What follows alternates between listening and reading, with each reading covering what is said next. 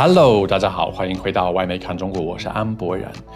Without even the slightest hint of irony, Liz Truss, who became Prime Minister of the UK without a single vote from the British public, has arrived in Taiwan to warn the world about totalitarian governments. And a Chinese man has been arrested for using AI to create and spread fake news after Beijing called for advice from the public on how to deal with generative AI. This is Reports on China. I am Andy Boreham in Shanghai. Let's get reporting. First up today, I just want to quickly thank the fans of Reports on China who turned up last week to our stall at the first Shanghai Online Content Creators Bazaar.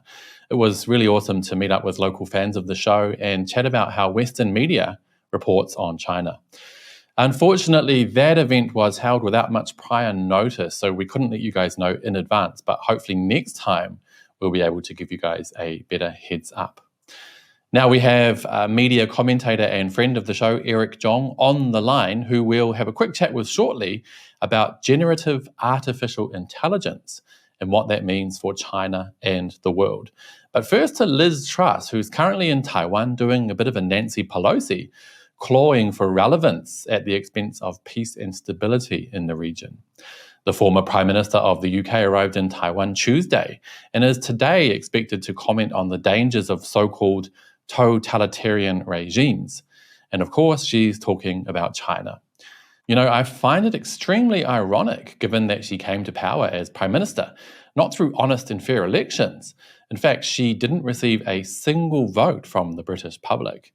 No, our mate Lizzie won her place at the top due to backdoor wrangling and elitist power posturing. And she still has the gall to pretend she in any way represented the will of the people. Liz made history as the shortest serving Prime Minister of the UK in history, achieving what Bloomberg calls a disastrous and record-breaking 49-day premiership that triggered financial market and political turmoil.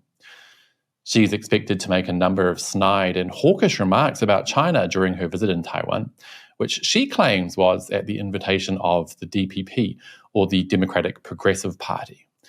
But instead of taking her visit seriously, many in the UK, including those within her own party, have warned that Lizzie's little gimmick is just to keep herself in the news. Foreign Affairs Select Committee Chair Alicia Kearns, also a member of Lizzie's Conservative Party, has slammed the former PM over the visit, calling it performative, not substantive, and the worst kind of Instagram diplomacy. Ouch. The Guardian reported, "It is deeply unhelpful because it escalates the normal situation in Taiwan," Kearns said. Taiwanese people already have to live with more Chinese military maneuvers because of Nancy Pelosi's visit. Liz Truss doesn't have any influence anymore. This is more about keeping herself relevant. And that is exactly right.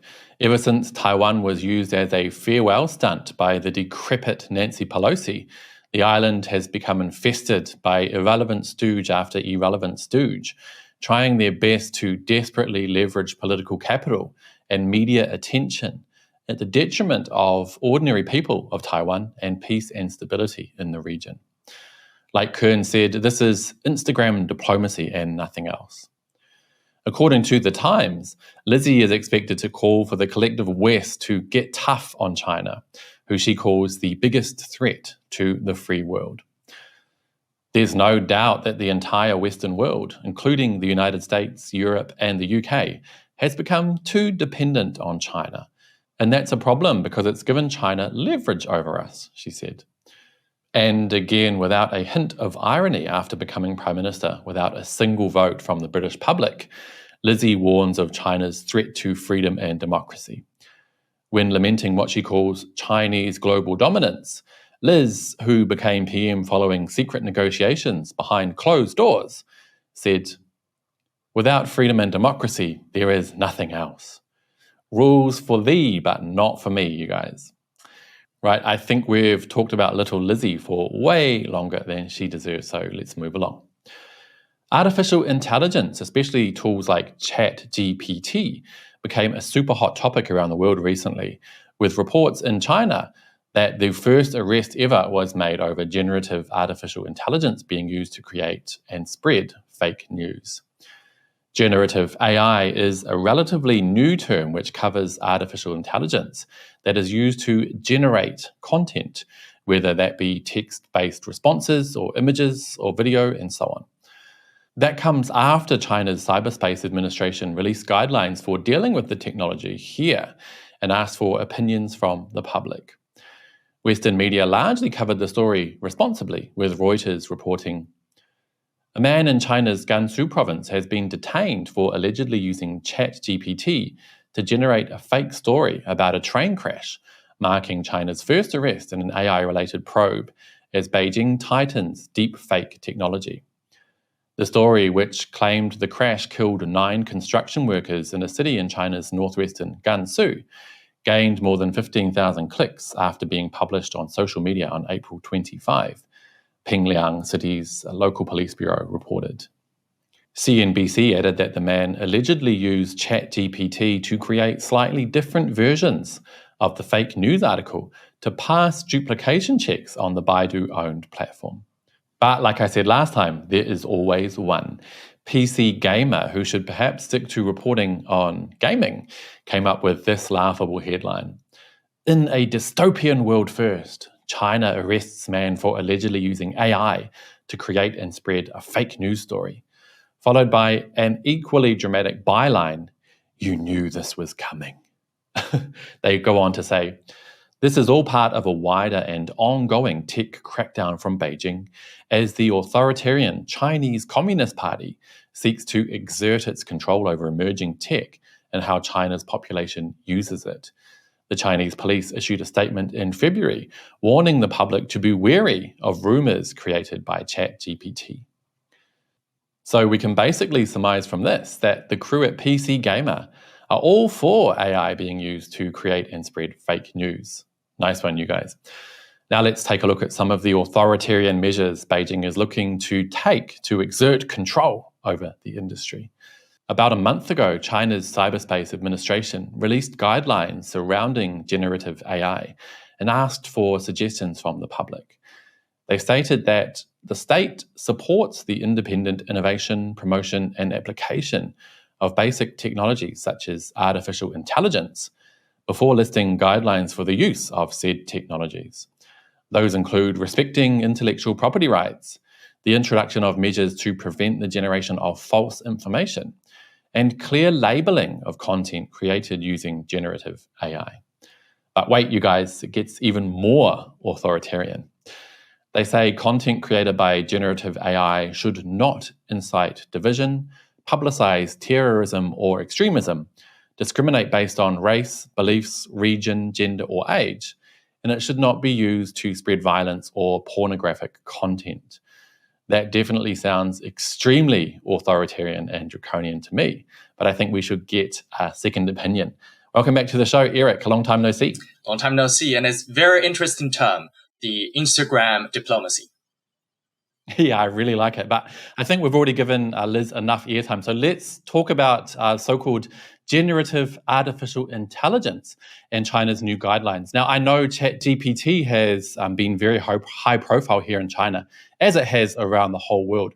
So how do you feel Chinese people in general feel about this new technology?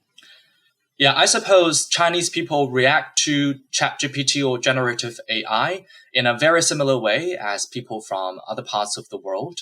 Of course, we are very excited about this somehow abrupt, yet I think expected development of technology. Yet we are daunted a bit by the side effects it might bring, including but not limited to machines replacing human jobs.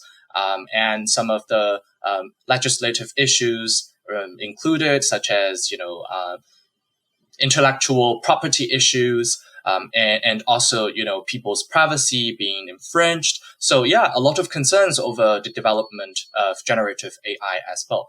Yet I suppose people indeed have a lot of really in-depth discussions online as well about the implications of generative AI in politics, in international governance, in security, and even in terms of the overall stability of society.